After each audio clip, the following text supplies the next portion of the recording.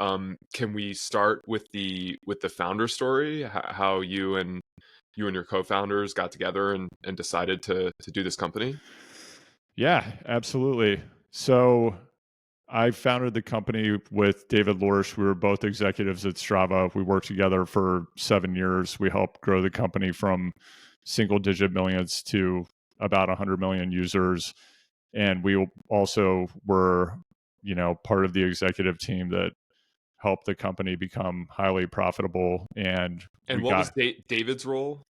yeah, David was the chief revenue officer, and he also was responsible for really building Strava's entire partnerships ecosystem. So Strava, at the time that David and I both decided to leave in 2022, and shortly thereafter started working on some early ideas that later became the Better Lab. And during our time there, David helped build the entire partnership ecosystem.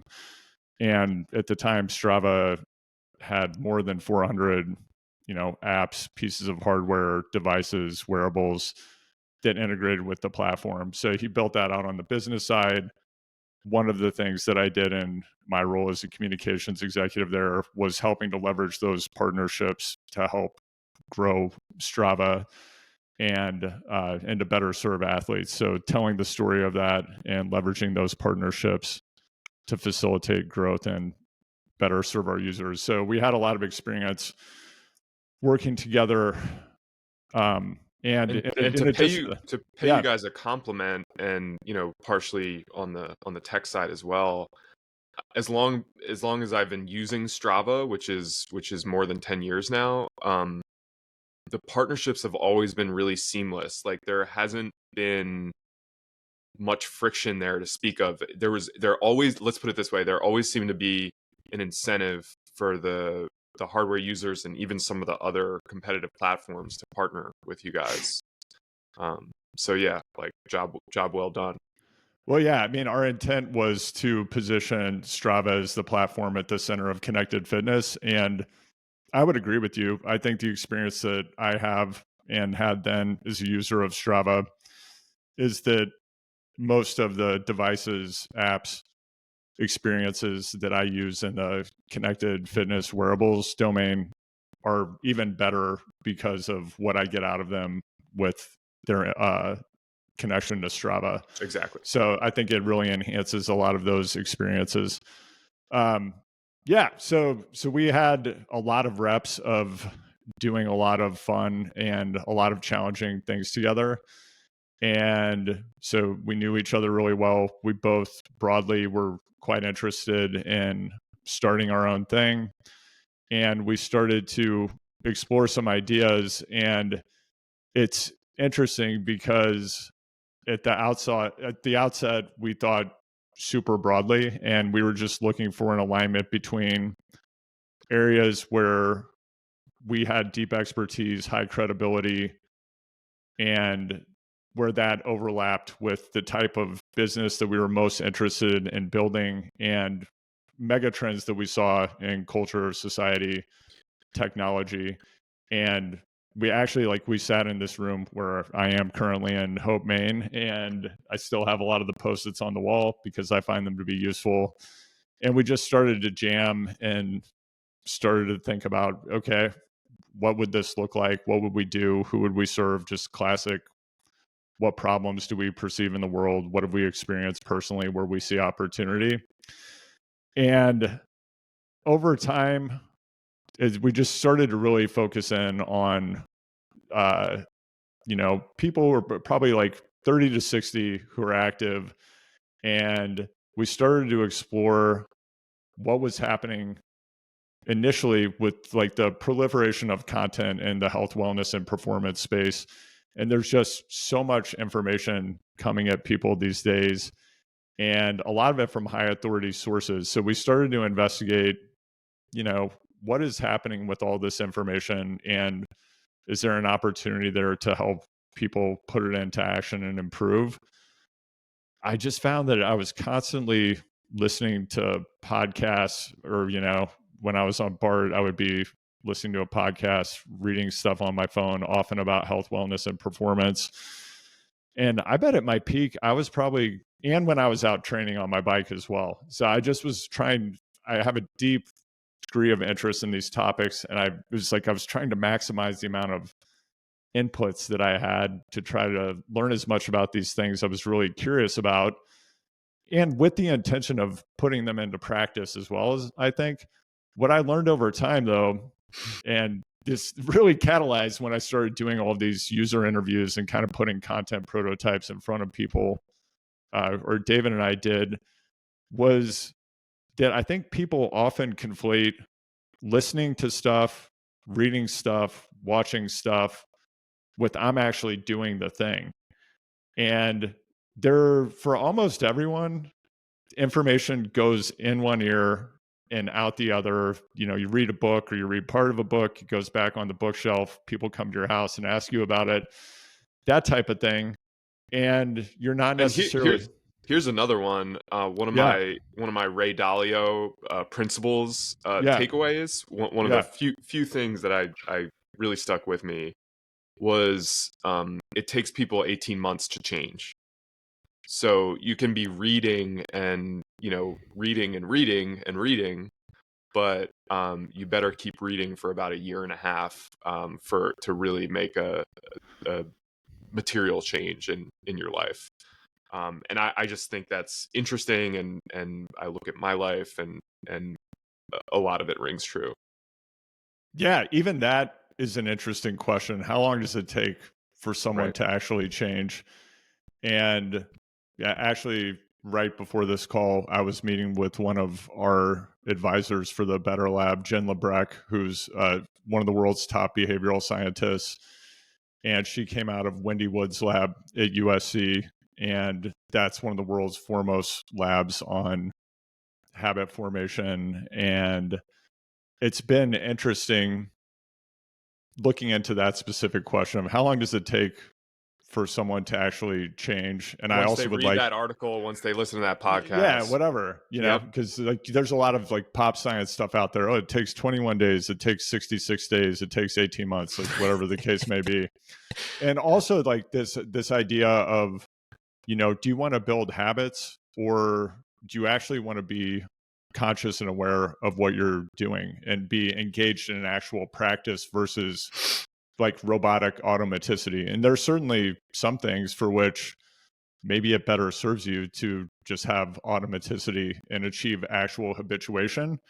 For other things, and I'll get to this when we're talking more specifically about the Better Lab and what it does, we've realized through our research and prototyping, what people need is guidance combined with science-backed practices that are the most essential and effective practices to improve your sleep. And then they need to actually engage with conscious awareness and reflecting on what happens when I do thing X. How do I feel? Like, what's my mood like? What's my stress level like? What's my energy level like? And I guess I'm kind of getting to the second part of the problem that we saw, because there's the content component, and then and how? I'm sorry to jump back in. How did you guys decide on sleep? Yeah, so I'll get there in a second. So initially we were kind of, I'm just going to keep going endlessly, and eventually it's all going to come into focus. It's going to be like the end of The Usual Suspects. So you can try to focus me, Sam, but all right. You know, I swear I'm a communications professional at some level and have been a high level journalist. You're gonna wow us. Yeah, go ahead. Yeah, I'm a rambling man. The Kaiser Söze of sleep. Okay. Yeah. So initially, that is officially the title of this episode of Hill Climber. Yeah. Thank you, Andrew. We've done our work for the day, but yes, we'll continue the podcast. Yeah. So Strava obviously focused on keeping active people motivated, inspired, engaged, sharing activities they loved with other people, which is fantastic. Strava's the best in the world at doing that. What David and I noticed during our time at Strava, and we reflected on this afterwards as we started to explore what business we might build, was that highly active people often, you know, they don't actually get great sleep. And that's not just people who are athletes. It's just like people who generally care about their health and wellness and have the intent to like feel good. That's usually the reason they want to improve their health and wellness. They want to feel good. They don't want to just live longer. They want to feel good while they live longer, which is what's now generally referred to as health span. And what people tend to do is just like they just add more. Like they add, more complex diets. They add more exercise. And really at the foundation of everything, if you're someone, who's active, whether that's somebody who like goes and walks a couple of times a week, or up to and including people like you, Sam, who are competitive cyclists or out doing group rides, things like that. These are things that you care about. And a lot of people who are doing those things experience problems with their sleep at least one night a week. And there's great CDC data on this, that there are a large percentage of Americans, who are actually having a problem with their sleep at least one night a week. And I'm not talking about insomnia. Insomnia is characterized as someone who 3 or more nights per week has trouble falling asleep, staying asleep, waking up too early, just like not getting enough total sleep. And that goes on for 3 or more months.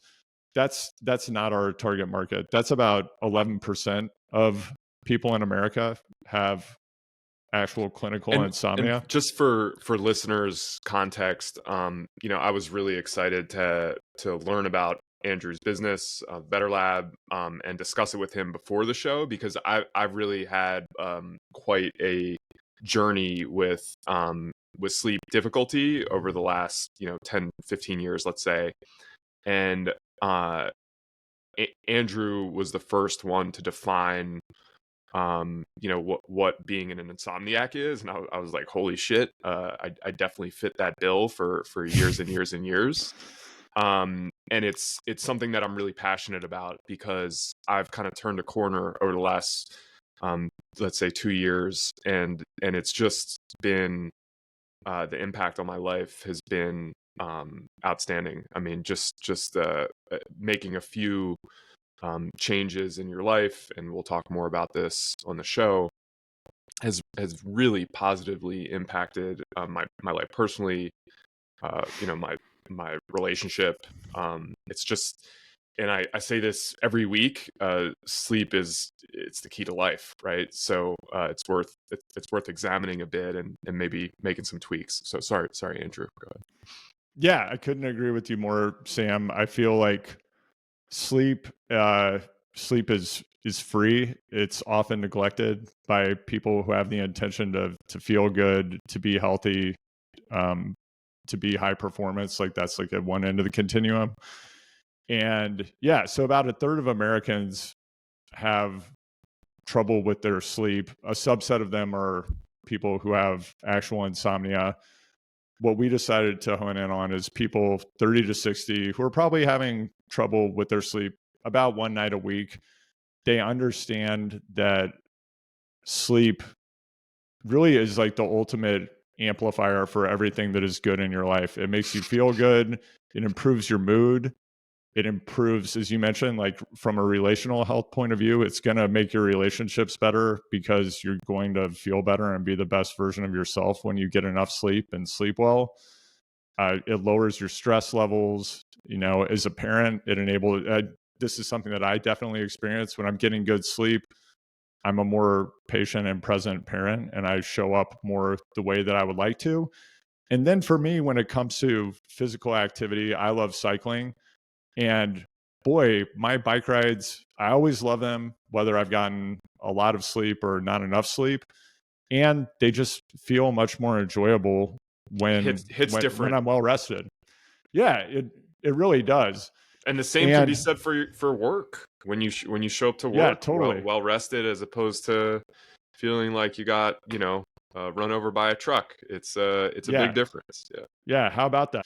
And so go to rewind, to go back to like say, hey, how do we get Söze. to sleep? Yeah, totally. So as we're exploring health and wellness broadly, and kind of this intersection with the customer that I've described, we realized that there was this huge problem, and that sleep is the foundation of everything that's good in your life. And there are a lot of sleep products out there. And I think that what we're building is very different. I think it's very different for a couple of reasons.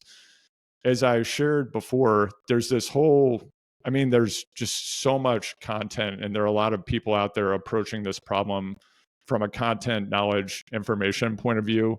So it's just sharing information with people. What we discovered, as I said, is it kind of goes in one ear and out the other. Now, as it relates to sleep, what we've observed is that, wearables definitely can be useful. And like right now, I'm tracking my sleep with a Garmin Fenix 7X. I also have a Whoop. I've been toggling back and forth between these, just taking different looks at the data.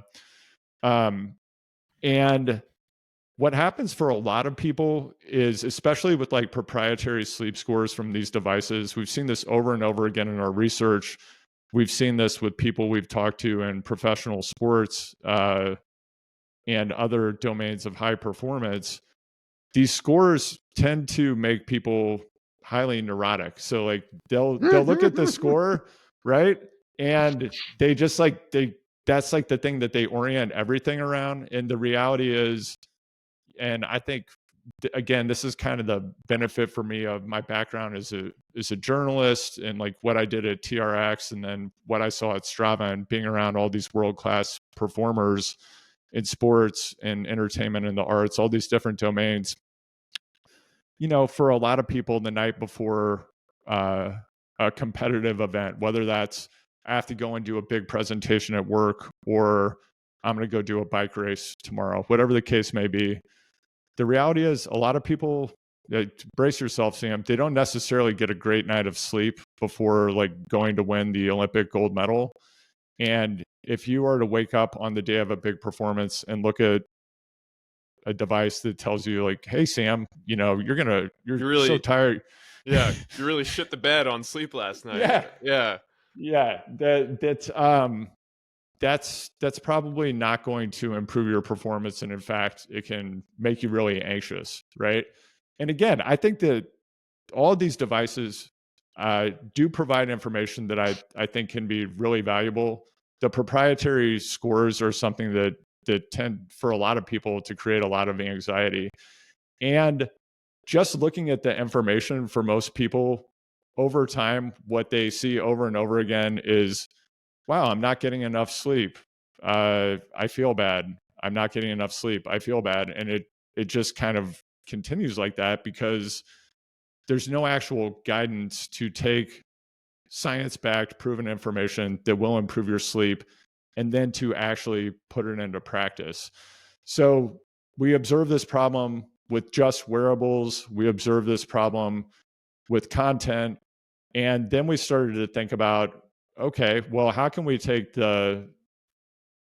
what we've learned and start to put the science-backed information that's out there into action, provide guidance for people, and develop a method so that they're actually successful, that they stick with it over time. It's achievable.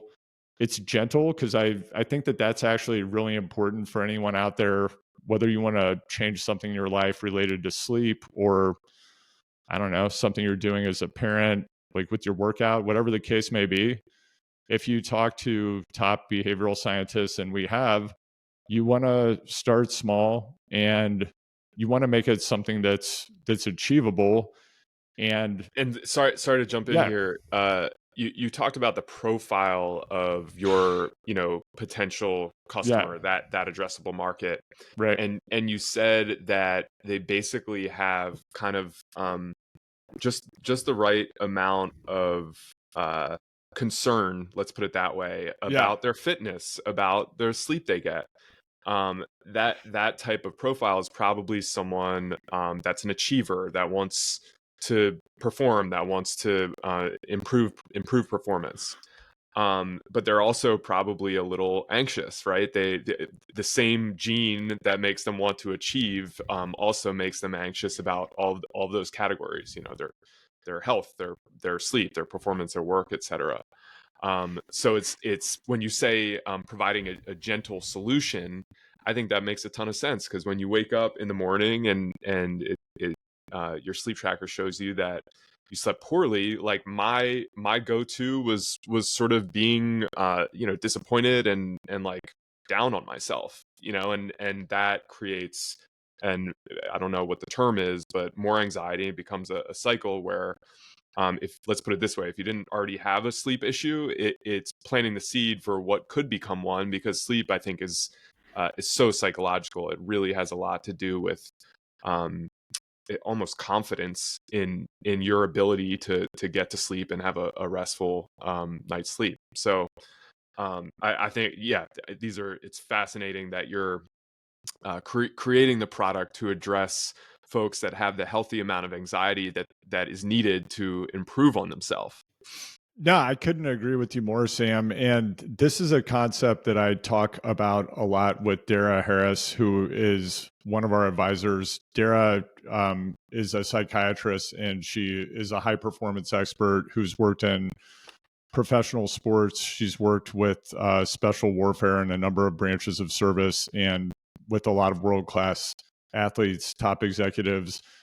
Now works with farmers actually through the Landis Co-op in Iowa. So it's incredible. She's taking all of these concepts of high performance and bringing them into agriculture, which is amazing.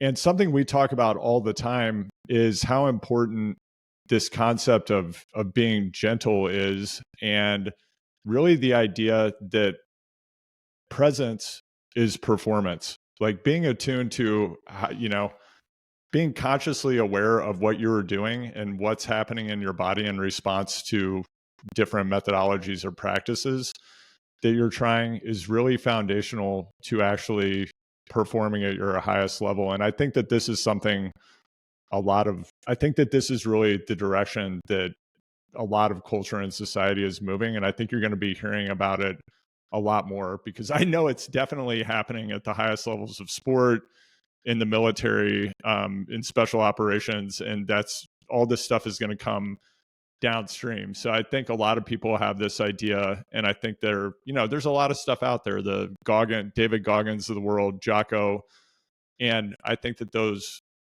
people have had a lot of really positive impact, and their methods might work for some people. And also there's something other than, getting up at 4 a.m. and doing things a certain way. The reality is that for most people, life is really variable and stochastic. And with sleep, for example, and in relation to our product, because again, it's this gentle, you go through a personalized intake process, and then the Better Lab is checking in with you daily, and then you're checking in with yourself to see, hey, how do I feel about how I slept last night in relation to this practice that I'm developing? And the practice is science backed, it's proven, and it could be something you've heard about before, such as getting 10 minutes of direct sun exposure before 9 a.m. can really help anchor your circadian rhythms. It also makes you feel fantastic. Most people discover when they get out and do that. So like, hey, if I go do this thing today, how do I feel? What's my stress level like? What's my mood like? What's my energy level like? So we're getting you to start reflecting on that, sharing that, and then It's a huge distinction from looking at the previous night's rest where maybe you didn't knock it out of the park. It's a really big, it's a big difference as far as your approach. Well, I think you have to do both, So Mm-hmm. we also ask you like, hey, how do you feel about how you slept last night? And it's interesting because you might see unexpected correlations, which is what we auto-magically are doing, is based on things you share over time. We're helping you to understand the relationship between these practices, your sleep quality, like factors of life that are happening, and then information and scoring that you're doing of yourself that you're sharing with us.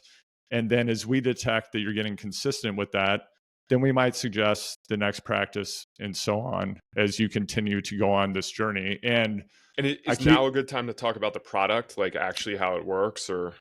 Yeah, I mean, what I just described is broadly how it works, and And what's the the tech app. behind it? Like Yeah, that's my totally. question. Yeah, well, the tech is actually magic, Sam. So I don't know if I can get too Just deep into like that. I said automatically, so not Yeah, sure what you didn't understand there. yeah. Well, I part of what's happening is, on the back end, leveraging, this is going to blow you away. There's some AI happening. Oh It's, man, we're not, fancy. yeah, this isn't like a chat GPT bolt on product, but part of what I'm talking about in terms of taking scores that you provide, your evaluation of, hey, what do I think my quality of sleep was? What's my stress level in relation to how I slept? What's my mood like? Etc. Taking that, any qualitative inputs that you provide to us, and then we help you to understand those correlations over time as you continue to work to improve your sleep. And as you go through this process, you are cultivating conscious awareness. So again, for me, this kind of like holistically goes back to, for me, all these different areas of interest I have are converging in this product. So I mentioned my partner David. We also have an amazing founding engineer, Eric Shao, and Eric has a lot of experience. He's a full stack engineer, and he has a lot of experience with LLMs and AI as well. And And large language models for those yeah, folks that are not. Yeah, yeah, and again, we're about to drop the third version of our beta. It's in the App Store. Just search for Better Lab, or you can go to the betterlab.io to link to the App Store and learn more about the product. And again, we're just trying to find the best places to deploy the best technology to get the job done. Because ultimately, what the user wants is they want to improve their sleep and they want to feel better, right? So they don't necessarily care about what tech stack is behind this thing. We want to make it a simple, delightful, auto magical experience that they're thrilled with and that they want to talk to their friends about and recommend to their friends. So that's what we're working to build. And that's how the product works. cool, very cool. And as far as you mentioned it is in the App Store, or what? Can you Yeah. can you just reemphasize those details so listeners Yeah, know? totally. Yeah, Yeah. Right now we're in the Apple App Store. Just go there and search for Better Lab and you'll be able to find us. great, very cool. Yeah. Another thing I wanted to mention, Sam, I keep talking about practice and I'm not talking about habit, right? So habits are things that you do where you develop automaticity and they're just kind of happening in the background. You're not thinking about what you're doing necessarily. We think it's important and useful for you to actually have conscious awareness of these things you're doing.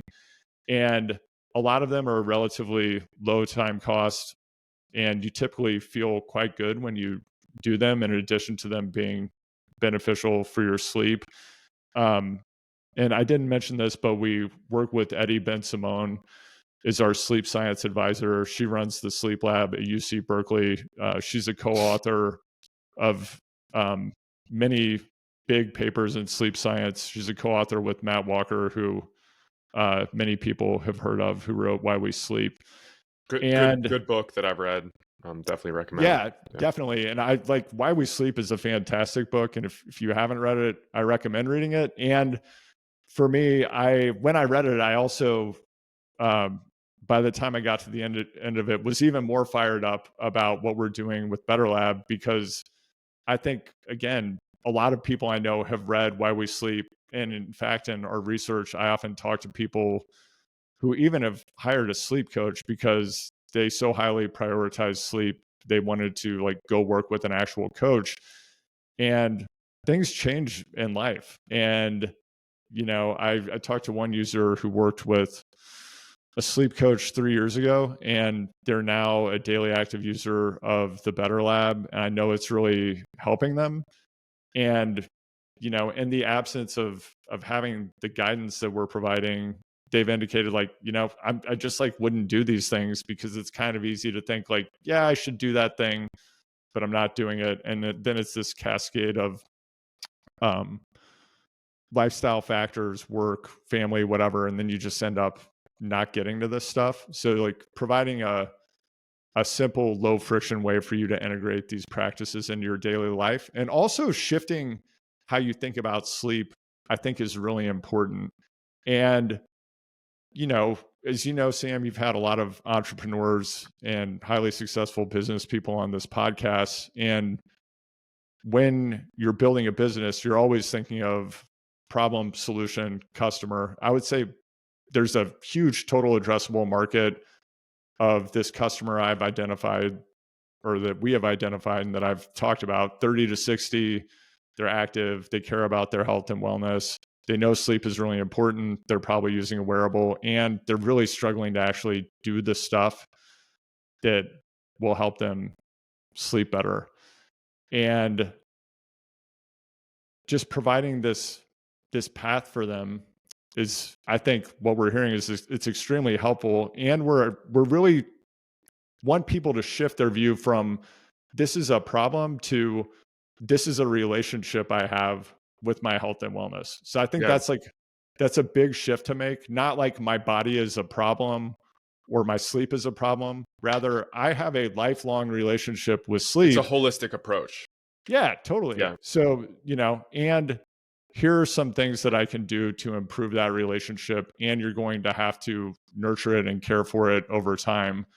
And, when I think about, we're at the beginning, of course, of this experience of building the Better Lab, and we want to serve people for as long as they need help. And what I've experienced is, even with the highest intent, even with guidance, and I think most people experience this, is stuff comes up in life that just disrupts your typical patterns of life. So for example, my wife was gone on a work trip for 4 days. So I was here solo with 2 kids. And that meant that my patterns of life were slightly different. And some of the things that have become a steady practice for me of conscious awareness related to my sleep, just like, they just weren't possible for those 4 days. Yeah. Yeah. Or, you travel for a work trip, or you get sick, like whatever, stuff pops up. And I think something we've seen in our research is that, again, it can lead to this loop of neuroticism and anxiety of people when they get off track.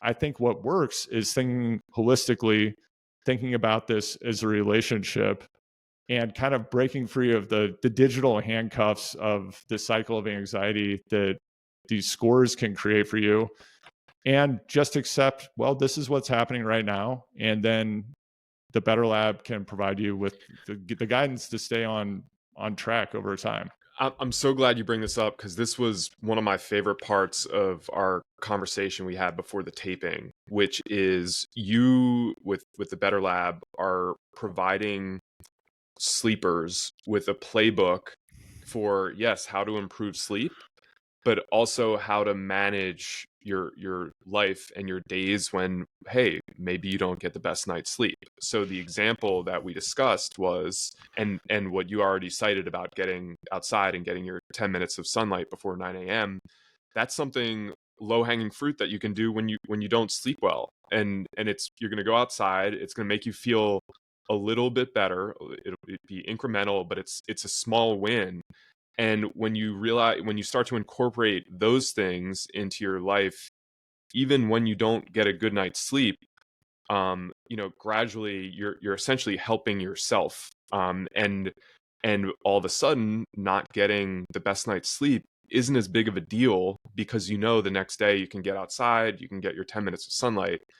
My anecdote that I shared with Andrew was, taking my infant for a walk in the stroller and doing push-ups and pull-ups at the playground. And I know that it's going to kind of suck if I haven't slept well, but it's not a big workout for me in the grand scheme of things. And if I can get my heart rate up and get a sweat on a little bit, like that walk back with my son and the rest of the day is just going to be a little bit better. And I can kind of quote, make it to when I go back to sleep, and I know I'll sleep better than the next night. So I think that's a really important distinction, because that is what, I forget the language that you were using, Andrew, but it is the reminders, the habits isn't the best word, but the little steps you take to make your day a little incrementally better, um, you know, helps overall. It's the holistic sort of relationship that you're managing that we touched on. Yeah, absolutely. It's a holistic relationship. It's about thinking of what you're doing as a practice and having conscious awareness while you do it. And with what you've shared about your sleep journey with me, Sam, I know that, it was in a pretty rough place. Now you've got the baby. I'm sure that a lot is changing in your life. And that can be anxiety provoking and distressing for a lot of people. And also it is this opportunity to return to these simple things that can pay big dividends and really make you feel a lot better. Yeah, And right. And the way to do that, which it sounds like you're doing, is to stay grounded, to think about the big picture, not just, hey, what happened today? Like maybe I've had this experience many times, and something goes on with one of your children. I remember a couple of weeks ago, uh, my wife waking me up from a dead sleep at 3 a.m. She's like, our daughter was puking, and she was like, "Hey, get the bucket." This has happened enough that I'm like, "All right, I know the drill." those three And words. yeah, get the bucket. Nothing. And it's like, whatever. The 50th time, it hasn't happened 50 Right. times, but it's happened enough times that I was like, okay, like I wasn't stressed out about it. I had a lot of compassion for my child experiencing that, and just at a practical level, I knew what I had to do. And the next day, did I feel like $1,000,000? No. And I also didn't worry about it. I just took Right. some time to reflect on it. I got outside, I got my morning sunlight, I did my other Give yourself a practices. break. Take it easy on yourself. That's Yeah. part of it too. Yeah. Yeah, totally. Yeah, so it's just about thinking about the long view and cultivating the practices every day to get you towards where you want to go. And Yeah. knowing that doing that stuff steadily with conscious awareness over time is going to Builds. result in you, again, it doesn't just build, like you're going to feel better, right? Yeah. Yeah. I love the relationship, that sort of metaphor. Um, so as far as the company itself, where are you guys at in the business life cycle? How have you funded it so far? Do you have kind of, what are the plans for fundraising and any kind of business and revenue objectives? Yeah, so it's early days. Our plan for the business is to have a subscription based product. Right now, the Better Lab is free. You can try the app for free, and we encourage you to please go check it out. Think you're going to like it. And yeah, over time, similar to Strava, this is where David and I have expertise, is in building a freemium subscription product. So that's the game plan, Hmm. right? And right now, we're just laser focused on building a product that people will find to be delightful and useful, that they'll recommend to their friends. That's 100% of our focus. And that's really where we're spending all of our time. And then, of course, we are thinking about how do we help more people discover what we're doing and getting it to as many people as possible. Great. And do you have, can you share, like, number of beta users, or any interesting insights you're getting from folks that have used the product? I think the most interesting thing that we've discovered is just how helpful people find having guidance and having these relatively simple and achievable practices. Hmm. Honestly, like, because we are laser focused on getting to product market fit and serving this customer and helping them to build this relationship, that's really the main insight that we have right now is people find it to be highly useful. They find it to be different than other things that they've tried, and they're enjoying using it. Cool. And just to drill down on like what success looks like, I guess from um from a sleep perspective, Yeah.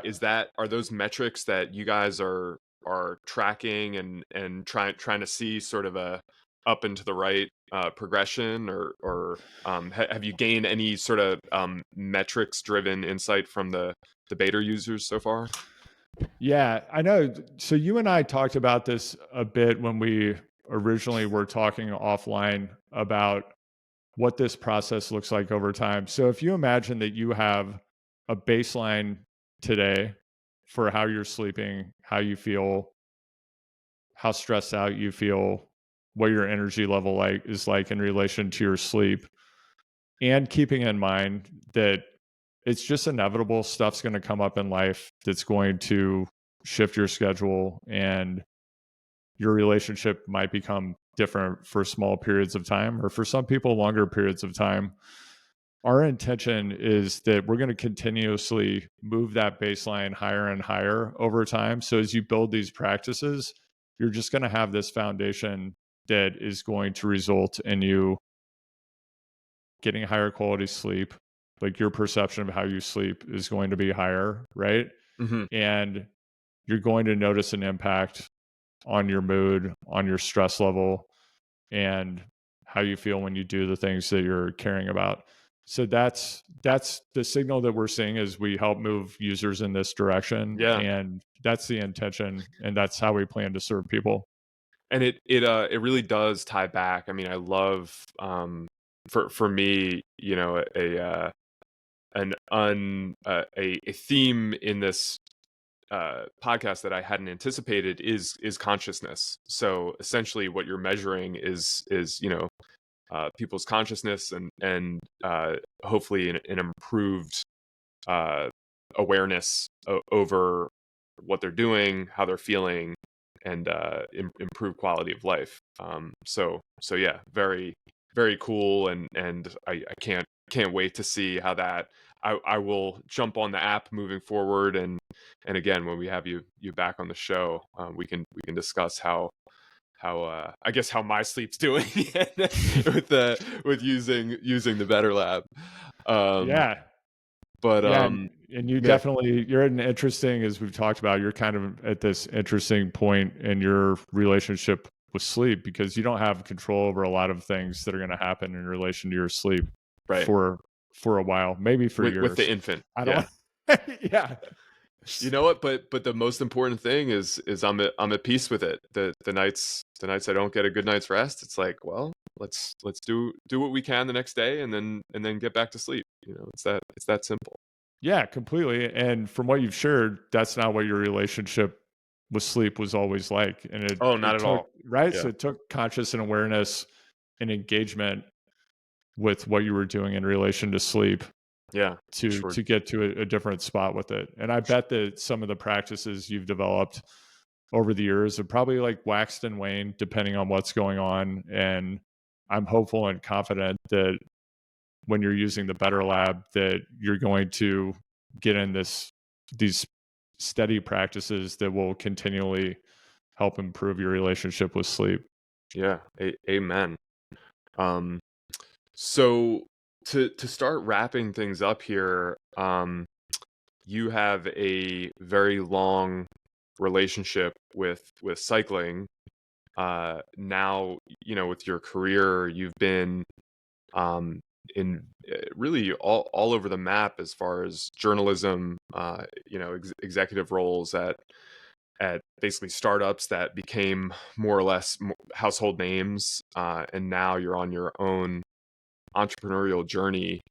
Do you ever think about some of the parallels between the challenges in business and bike racing? Does that ever cross your mind? Some of the comparisons, parallels? Yeah, interestingly enough, at my Sangha this week. And if you're not, I've talked about it a bit, but if you're not familiar with the Sangha, it's just a community of Buddhist practitioners. And one of the things that happens at Sangha is you do Dharma sharing at the end. So people just talk, other people deeply listen, and no And one. can you define Dharma sharing? I've never heard Yeah, that totally. defined. Yeah. Yeah, so it's the practice of deep listening. Everyone in the community is invited to share about their practice or whatever is on their mind at that moment.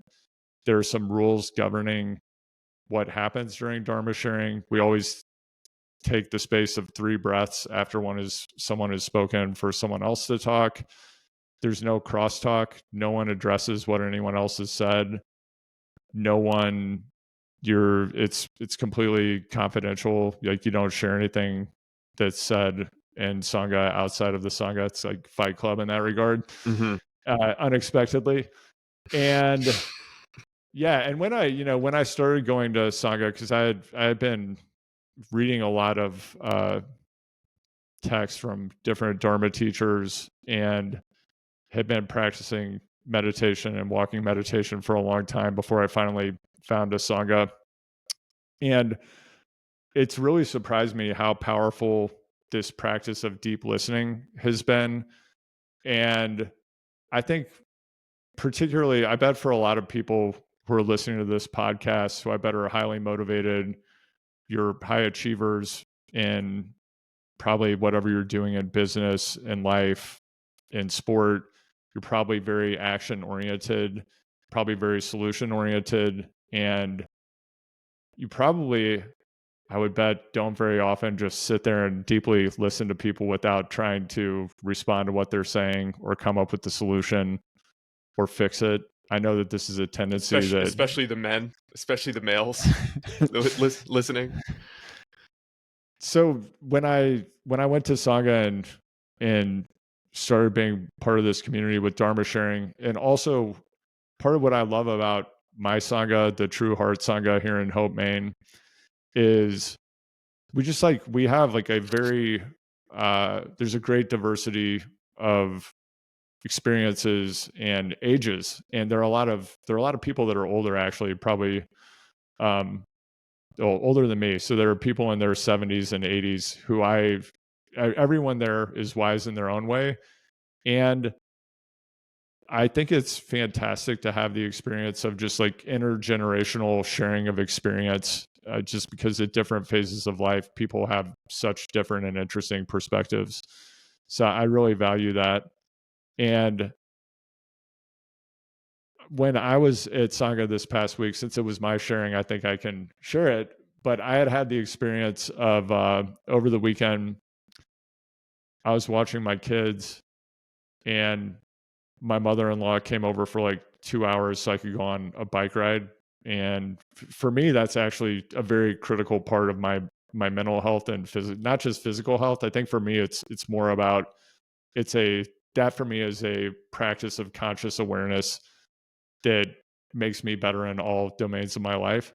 And also at times has felt a bit selfish, because, if you're like training for, I don't know, a 6-hour race or something, like, is that really, you kind of like, have you kind of gone to, is that necessary for the family? Yeah, does the totally. family need that? Yeah. Like, maybe I could get my mental health out of like an hour-long ride, but my wife has always been very accommodating. Different seasons of life. Yeah. Yeah. But anyway, so I got out for a 2-hour ride. It wasn't at a time of day that was my preferred time of day, and for ride because of traffic and other reasons. So I get out there. It had been a really nice day. I endured what to me was a very long winter. So I'm like, I felt entitled. Like, I have this entitlement. I need, I should have like a clear blue sky day, and it should be warm. It's June. So I get out, I'm riding. It's sunny for a little while, and I'll send you a picture of what the sky looked like. But basically, there was like a wall of black clouds coming in into the blue sky as I was out there. And I was in the middle of like 5 different downpours. It was just like a squall where, clouds would blow in. There'd be a severe storm. It was raining so hard.